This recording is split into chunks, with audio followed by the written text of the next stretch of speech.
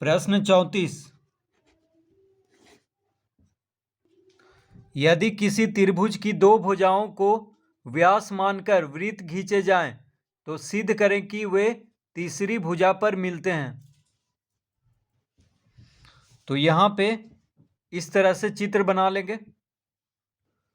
तो कह रहा है किसी त्रिभुज की दो भुजाओं को व्यास मानकर, तो यहां पे देखिए ABC क्या है, एक त्रिभुज है। तो AB को व्यास मानकर एक वृत्त खींचा गया है और AC को व्यास मानकर एक और वृत्त खींचा गया है। तो यहाँ पे दो वृत्त है और एक त्रिभुज है। तो एक त्रिभुज का दो भुजा को व्यास मानकर यहाँ पे दो वृत्त खींचा गया है। सिद्ध करें कि वे तीसरी भुजा पर मिलते हैं।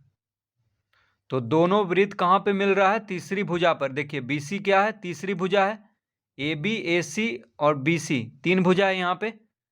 तो सिद्ध करना है कि ये दोनों वृत्त जो है तीसरी भुजा पर यानी D पर मिलेगा। तो सबसे पहले हम यहाँ पे लिखेंगे दिया है,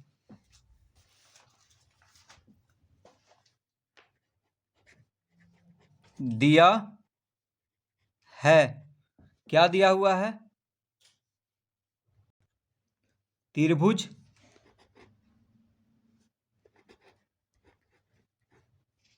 ABC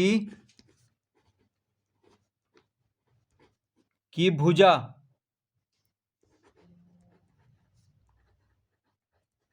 AB और AC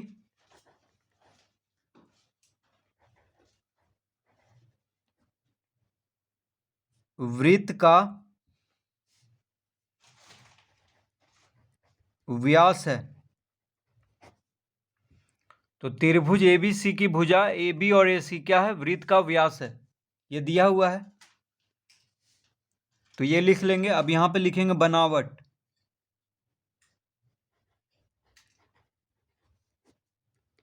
बनावट में क्या करेंगे? तो लिखेंगे A, D को मिलाया। तो A और D को मिला लेंगे। देखिए A यहाँ पे है और D यहाँ पे, इन दोनों को इस तरह से देखिए मिला लेंगे।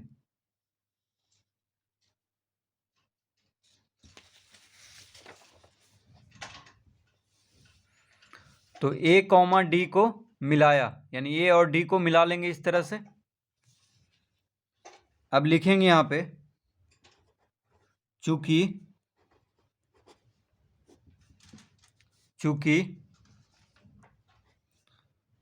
AC वृत्त का व्यास है, AC वृत्त का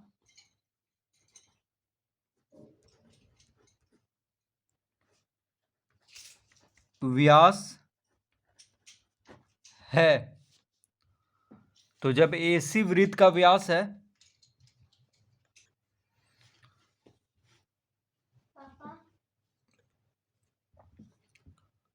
तो जब AC वृत्त का व्यास है तो कोण ADC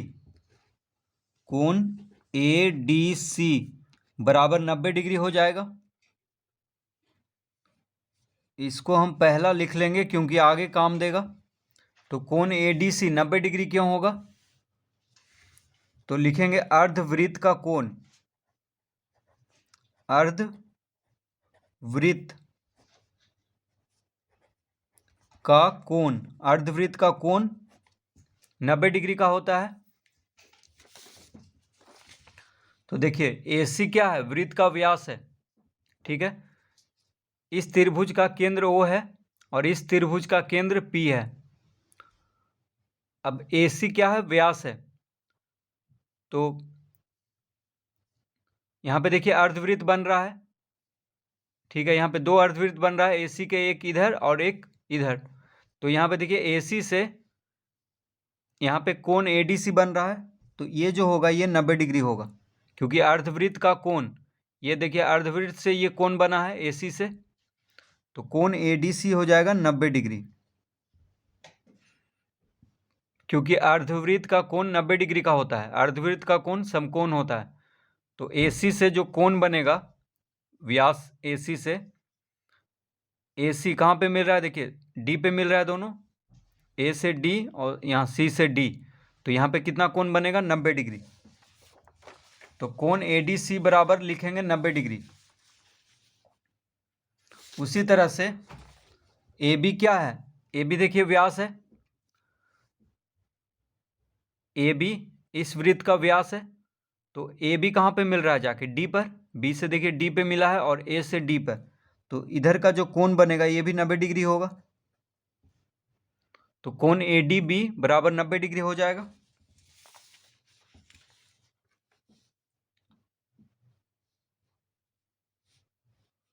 तो लिखेंगे अब यहाँ पे पुनः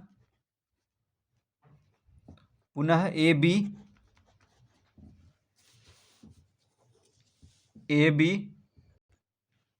वृत्त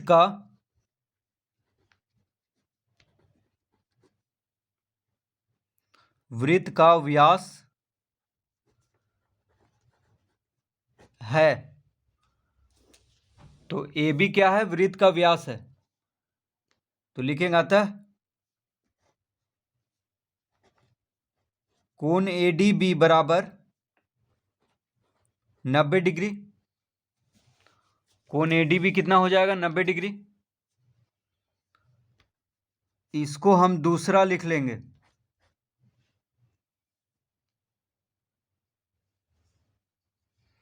तो कोण ए डी बी बराबर 90 डिग्री क्यों होगा, तो अर्धवृत्त का कोण,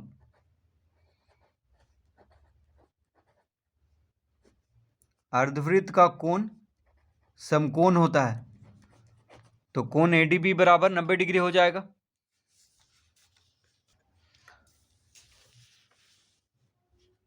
अब यहां पे लिखेंगे अतः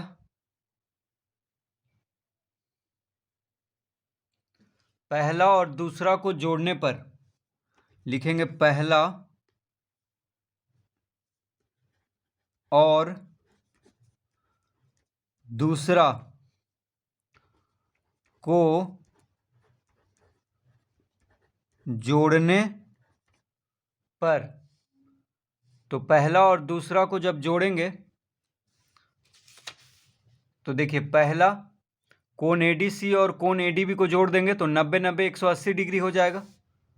तो लिखेंगे कोण एडीसी, कोण एडीसी जोड़ कोण एडीबी बराबर 90 डिग्री जोड़ 90 डिग्री बराबर कितना आ जाएगा, या हम कोण एडीसी और कोण एडीबी को हम लिख सकते हैं कोण बीडीसी, कोण बीडीसी, कोण एडीसी और कोण एडीबी को जोड़ेंगे तो कोण बीडीसी बन जाएगा। तो कोण बीडीसी बराबर हो जाएगा 180 डिग्री। देखिए कोण एडीबी, एडीबी इस कोण को कहेंगे कोण एडीबी और इस कोण को कहेंगे कोण एडीसी, तो दोनों कोण मिला देंगे तो बन जाएगा कोण बीडीसी, ये पूरा कोण बन जाएगा, ये बन जाएगा कोण बीडीसी। तो कोण बीडीसी कितना हो जाएगा 180 डिग्री, 90 90 180।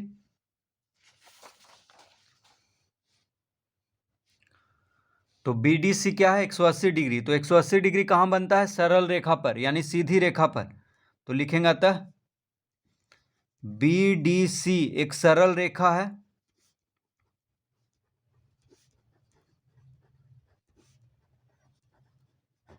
अतः बीडीसी क्या है, एक सरल रेखा है। सरल रेखा मतलब एक सीधी रेखा है, तो 180 डिग्री का कोण हमेशा एक सीधी रेखा पे बनेगा। तो बीडीसी क्या हो गया, एक सरल रेखा, इसका मतलब डी भुजा बीसी पर स्थित है, यानी दोनों वृत्त जो है तीसरी भुजा पर मिल रहा है। ठीक है, तो यहां पे हम लिख लेंगे अतः डी भुजा बीसी पर स्थित है, यानी डी कहाँ है, भुजा BC पर स्थित है, यही सिद्ध करना था।